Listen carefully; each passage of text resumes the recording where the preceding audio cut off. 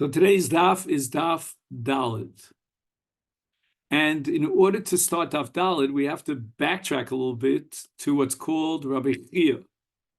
And Rabbi Chia said that in the case of Halach, you still are chayav v'shvuas modav mixas. Normally, let's say if we take another sheet like Rav Sheshes, if you demand 1,000 and I confess on 500 and I immediately give you the 500 in your pocket, I don't have to take a shvuas modav mixas because now the claim is only on the other 500 and I'm a kofar akol on the other 500. However, Reb Chia disagrees, and Tanatuna, he brings a raya from our Mishnah. Fine. Now, Reb Chia also, in a different transmission, tells us that if Ruvain demands 1,000 from Shimon, Shimon denies the whole claim, but Ruvain, the Tovea, we'll call him the plaintiff, he elicits 2 witnesses who can testify on 500 out of the 1,000, and Reb Chia derives from a kal v'chomer that the defendant, in this case Shimon, has to take a shvuah on the other 500. Because had he confessed on 500, he would have to take a shvuah on the other 500. How much more so if 2 Eidim who are much more powerful than his own Hodas Peh testify that he owes 500, certainly he's going to have to take a shvuah on the other 500.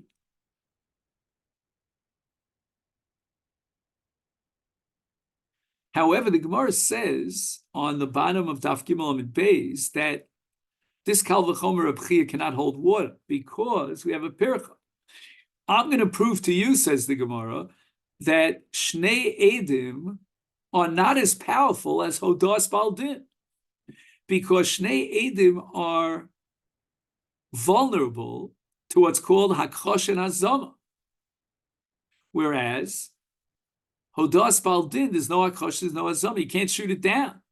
So it could be the Torah was Machayev Shvuah only in the case of Hodas Baldin because of the profound and special power of Hodas Baldin, but Eidim are at a lower level.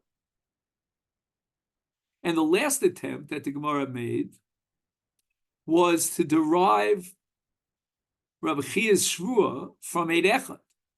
Why?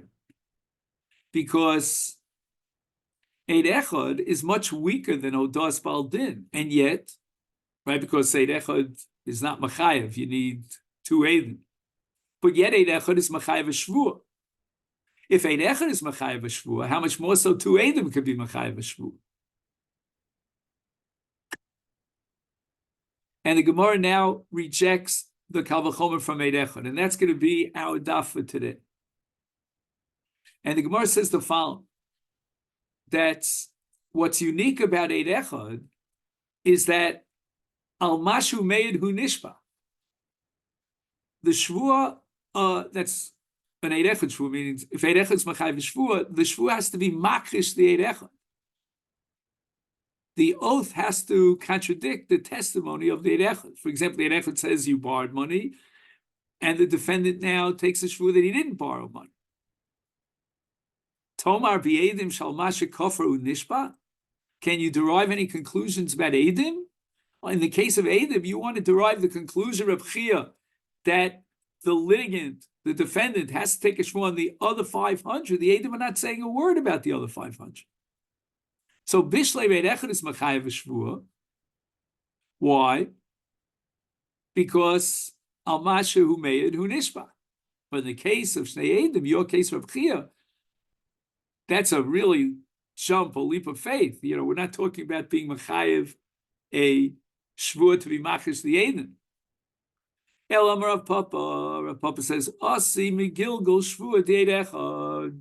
I'll give you a case, says Rav Papa, where Eid Echad is Machayev Shvuah, and the Shvuah is not going to be Machish the Eid Echad. Like, take for example, the Eid Echad says that you borrowed $1,000. Once the Eid Echad supports the plaintiff on that claim, then the plaintiff, the Toveh, could be Magalgil Shvuah, and force that same nitba, that same defendant, to take a shvua on another claim. Like, for example, let's say the tovea was claiming karka, and we have a principle of ein nishbon al karka, so you can't be mechayev the litigant, the defendant, to take a shvua on karka. But now that there's gilgul shvua, he can be mechayev him to take a shvua on the karka. So you see that even within the context of Eid Echad could be mechayev a shvua, even if the shvua is not makish the Eid Echad.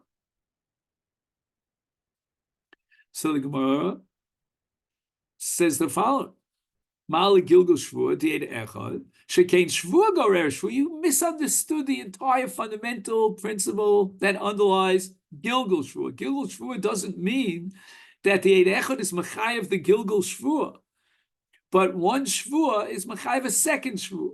Tomar b'Edim de Momen kol mechayev. The Edim are testifying that he owes him 500, half of the claim. There's no shvua over here. So you want to get the shvua off the ground, and Rav Chia has no right to get the shvua. So the Gemara now says piv yochiach. Now we're going to go back to Hodas Baldin, and let's derive the shvua of Rav Chia from Hodas Baldin, but we already had a pircha. Ma lepiv shekein b'chasha. Right, piv Hodas Baldin is even more powerful than Eidim because he can't knock it down. Well,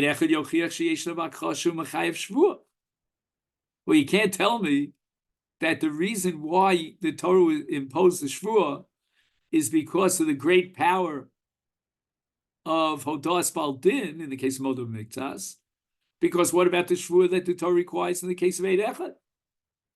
Eid Echad is vulnerable, and you can shoot it down with hakasha, and yet you can be mechayev a shvua. So don't tell me that the reason why piv is so powerful to generate a shvua is because less of hakasha cannot be subject to hakasha. Eid echad is mechayev a shvua, even though he is subject to hakasha. Mal eid echad shekein al masheberu nishba. We can't derive Reb Chia's shvua from the kavachom for Eid echad because in the case of Eid echad, the Torah wants the shvua to be makish the Eid echad. And that's not the case in Reb Chia, because in Reb Chia they testify 500, and they're going to ask him to take a shvua on the other 500. Tomer b'edim shal masha kafru nishba piv yochiach, and we go back and forth with a tzad hashava shabem. Lo roizeh kiroizeh, lo roizeh kiroizeh. Each one in and of itself, whether it's piv or Eid Echad, has its own pircha. But when we combine forces, there's a taina there's a kfira, and he has to take a shvua. Is afani ovi edim shalidei tainu kfira ein boim v'nishba. Where it says, what are you talking about? In the two cases that you gave, we don't know that he's a liar. It's his word against the Eid Echad. Is malit tzad hashava shebahem shekein lo huchsa kafra. He doesn't have halach of huchsa kafra. And even in a case where the malva demanded 1,000 and the lova denied the whole thing, and then later on he admitted 50, even in that case he's not a huchsa kafran. Why? Because he's tamudik amishtabit. He needs the money, he doesn't have the funds to pay him up, and therefore he flubbed it a little bit. But here in your case, Reb Chia, how could you believe him with a shvua? The man lied in Bezdin, and he said, I don't owe you anything. I never borrowed from you, I never took from you, you never deposited anything in my fund. And two Adam testify that he's a liar. He's Huchsa Kafran. How could you trust him on a shvu? And the Rishonim point out that this Gemara is assuming, which is one opinion later on in Daf Hey, that chashid amamona chashid ashvuasa. Once a person is known to be a thief, we don't trust his shvuah. So how could you, Reb Chia, derive a conclusion from this tzad hashava to be mechayev him a shvuah when he's a kafra? Frek the Gemara be'edim yuchsa kafra, and you're raising a pircha against Reb Chia, shooting him down based on a premise that He's Huchsa Kafra. He's not Huchsa Kafra. Amar Rav Idi bar Ovin, Amar Rav Chisda, HaKofra b'milva kosher li'edus. Even if he denies that he took a penny from this halva, we still believe his ne'emanus. He still has credibility in Bezdin from now on. Why? Because we say that he was moreheta liatzmo. Right now, he doesn't have the funds to pay. He's mishtamuti kamishtam. But pikadon, if he says, "I never took your pikadon," the pikadon is sitting there on his table, is possibly edus. We have edim to testify that he lied and he cheated without any horas heta. There was no ishtamuti kamishtam. Give back the object. You're a thief. So therefore, at this point, the Gemara re-establishes the Kal V'chomer B'chia, and the Kal V'chomer is based on really a tzad hashava between Piv and Odos Baldin, Shekein al Taina Ukfira Chayiv Shvua, and the pircha that you wanted to raise here, that Huchsa Kafra is thrown out the window. Elapar Chacham says, I have another pircha on Reb Chia. Malat tzad shavish behen shekain einon b'toras hazama tomar bi'edim sheyeshnam b'toras hazama.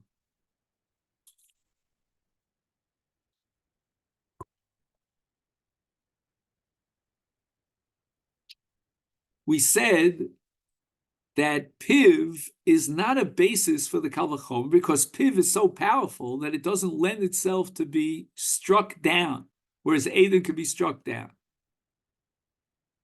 But one second, what about Eid Echad? Is the Gemara right now eliminating just Piv, but Enochnami Eid Echad is not within the purview of that Pircha? Or should we say that there may be azoma even against Eid Echad? So for that, we'll have to Belina there. We'll see Rashi. But let's go on in the Gemara. Holo kasha Reb Chia Torres hazoma lo par. Reb Chia doesn't accept a pircha on Torres hazoma. Why? Because okay, there are ways of shooting down the Eidim, but that doesn't in any way detract from the power of the Eidim. And certainly, Eidim should have the ability, the potential, according to Reb Chia, to be Mechayev Shvuah. Furthermore, we really don't understand why the Torah, in the case of Azama, believes the Eidim Hamazimin. Hanitrei, Mahanitrei. So why do you choose them over them? So therefore, the whole Torah Hazama operates with a different kind of a level. And it has to do with what's called a Psul Gavra. There's a psul called Eid Zomen. But that psul gavra has nothing to do with the power of the Eidus. The power of the Eidus, according to Reb Chia, is the top of the list. Now, at this point, if we summarize the conclusion, Reb Chia has derived his din from this Kal V'chomer. But wait a second, Reb Chia said he derived his din from our Mishnah. Why is our Mishnah raya to Reb Chia? Ela de Kamavani Vitanatuna. And what was the Vitanatuna? In Shnai Moxen Vitalis, what happens is you have what's the equivalent of two Eidim, which is called an Anansadi in the Gemara's language, that half of the talis is stolen because it belongs to the other litigant. And yet he has to take a shvuah midami pasam lemalva isle sahadi lelova lesle sahadi lo masik lev lo midi. What's the case of Reb Chia? He has a case where the malva is demanding 1,000, the lova denies the whole claim, and two Eidim testify in half the claim on behalf of the malva. So the malva has Eidim, the lova has no Eidim. The lova is claiming he never borrowed anything. I didn't borrow a dime from you. Well, we have two Eidim to testify that you borrowed at least 500. The ihavis le sadi lilova, the lo masik le velo midi, lo boy Reb Chia l'shtabuye. And achinami, if the lova could access or invoke the support of two Aiden that he doesn't owe him anything, meaning the Aiden would testify that he paid back the chov, then for sure Reb Chia would have to admit that there is no shvur. And hacha now in Mishnah ki hechi de'anan sadi v'hai anan sadi v'hai. Each one through his chazak on the talis has the equivalent of two Adim to testify in his behalf that he owns half the talis.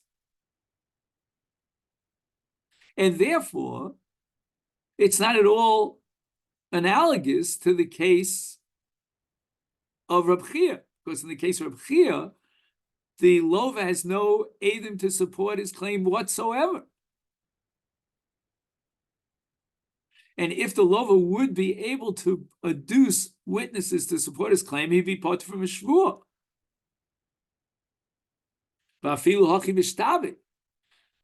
So we're going to have to come up with a whole different explanation of the shvur in our Mishnah. And that's going to be the Takot of Rabbi Yochanan, but it has nothing to do and does not in any way justify Rabbi Chia's conclusion. And at this point, the Gemara is going to rewrite the text of Rabbi Chia. And what we're about to learn now is called Rabbi Chia Basraisa, the second Lishna in Rabbi Chia. Elaki itmar v'tana tunai idoth Rabbi Chia itmar. When Rabbi Chia wanted to prove something from our Mishnah, Shnai Mosim was on a different statement, a different ruling of Rabbi Chia. The Amar Rabbi Chia manali biyadcha v'la Omer en l'cha biyadei elach hamishim zuz v'helech chayav. He has to take a shvuah. You and I would have said, and we'll see Rav Sheshis is going to maintain as the Bar Plukta Rav Chia, that since he says to him, Helech, here's your 50. Now there's a Dinu Dvarim, there's only a litigation on the other 50, and on the other 50 is Kofra Kol. And there should be no Shvuah. My time about Rav Chia says, no, he's Chayav Shvuah, Helech Nami Kimodu Mixatayna Domi. We don't take the Helech out of the picture. On the contrary, the fact that he's mowed on half is going to generate a Chiyav Shvuah. V'tanetuna, and now we understand Rav Chia Basraisa's proof from our Mishnah. Shnayim Oksam Vitalis. Once he's grabbing onto the talis, then it's as if the other litigant said, hey, look, here's the talis. And yet the Mishnah says you take a shvuah. And Reb Chia Basraisa is of the opinion that the shvuah in our Mishnah is a shvuah doraisa of modu and miktas. This, despite the fact that there was halach. Reb Sheshes Omer halach potter. My time, what's the logic of Sheshes? Came in the Omer halach, he gave it to him. Hani zuziko modu v'gavai kiman denoketli malvatom. It's like the malva owns that 50 that he gave, that the lover gave into his hands. The Enoch Hamishim on the other 50, Holo Modi is a Kofra Kol. A Kofra Kol is part from a Shvuah. Hilkach Leka Hodav V'Ksatayna. And again, the Achronim here are going to work very hard to explain the Machlokas here, where the Hilch is Chayav Shvuah, not Chayav Shvuah. Rav Sheshes Kashem Asnisin. And we can already write the text of this Gemara. Rav Sheshes, how is he going to justify the Shvuah in our Mishnah? After all, Halach, he gave him the half a talis, and the answer is going to be Rabbi Yochanan. This was a statement of Rabbi Yochanan that the entire institution of the Shvuah in our Mishnah is a takonis chacham. It's not a Shvuah dorais ve'idach. And what is Rabbi Chia going to say? In takonis chacham, we have a principle called Tikka Rabbanan Kei Doraisa Tikka. If the halacha, I'm not even going to agree with you that Shnai Moksa Vitalis is halach. Nobody's giving half the talis to his friend. They're fighting over the talis. It's a tug of war. But if the Rabbanan are making a takon of a shvuah, then it's got to be Ke'en Doraisa. Now, why is this shvua kain doraisa? Because in Halach, according to Metziya Basraisa, there's a chiyuv shvua. But if on a deraisa level I would have accepted Rav Shesh's position that Halach wipes off the claim on 50, and therefore it's kofra kol not modu mixes no shvua, is mesakti Rabbanan shvua the lesser the kavasi doraisa? Do the Rabbanan create a new shvua and there's no precedent on a doraisa level? It must be that Halach is chayav shvua. And now we're going to learn on Daf Daled Amud Beis an entire slew of questions and objections that the Gemara is going to raise against Rav Chia. And there'll be proofs that Halach is chayav shvua. There'll be even one sugya where we want to prove that Halach is potter from a shvua, and that would support Rav Sheshes. And that starts here with Masechet.